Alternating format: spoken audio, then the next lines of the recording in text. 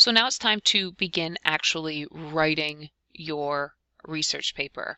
And any good research paper has a strong thesis. The thesis is what you are trying to prove in your paper. It provides your sort of guiding structure.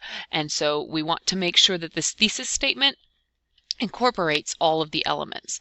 So first of all, your research question is going to play a role here in creating your thesis statement. So that goes right here. But now I want you to evaluate it. Why do you want the answer? And here's where you're going to circle back to your literature. So you pulled that research topic from the literature, but you weren't researching that epic or that story or that play. But now is the time to make that connection back. How does all of this information that you found help you better understand that piece of literature that you were working with?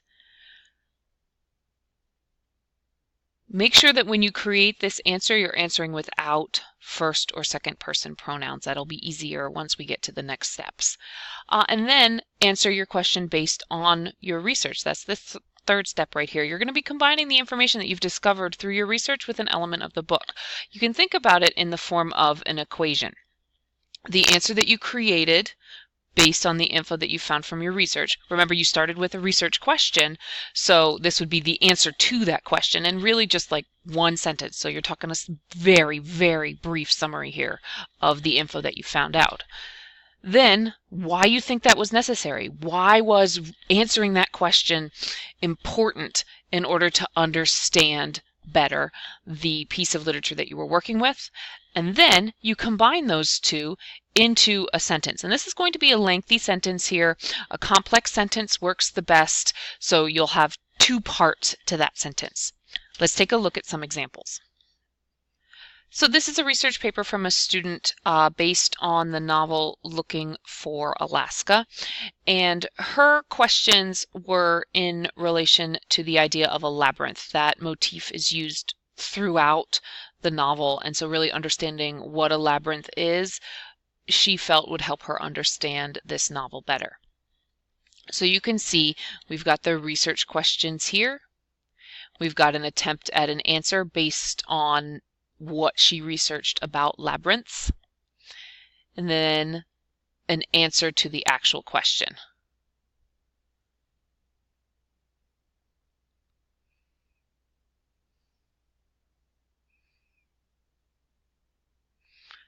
And down here, she's put all of it together.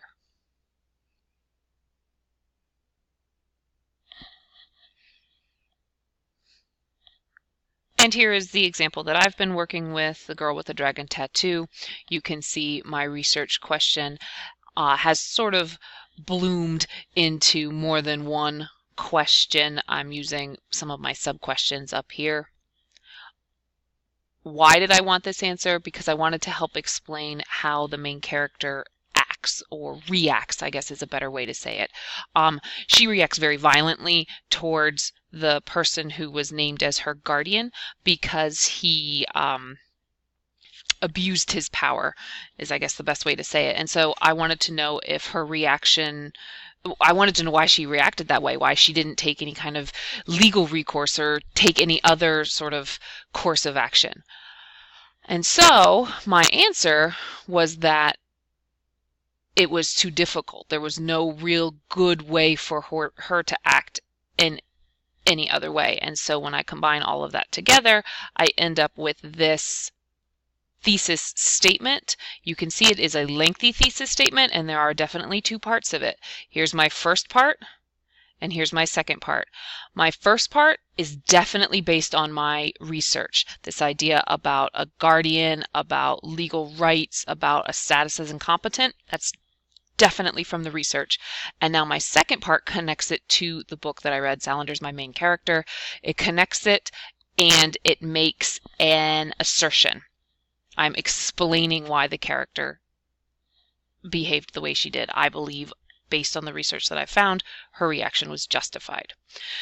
Hopefully that makes sense to you when you're creating this thesis statement, that there are two parts to it. There is the research component, and then there is that connection to the literature where you're trying to use your research to better explain an aspect of the literature that you picked and explain why it's important to understand that particular topic, why you need more information on that topic in order to better understand what happened in the piece of literature that you picked.